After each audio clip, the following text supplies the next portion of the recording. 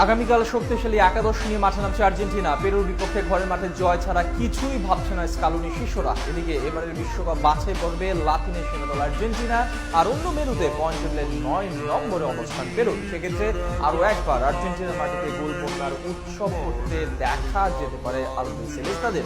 আগামীকাল ম্যাচে আর্জেন্টিনার সম্ভাব্য একাদশ আর দুই দলের শক্তিমত্তার সাথে খেলার সময়, স্থান সবকিছু বিস্তারিত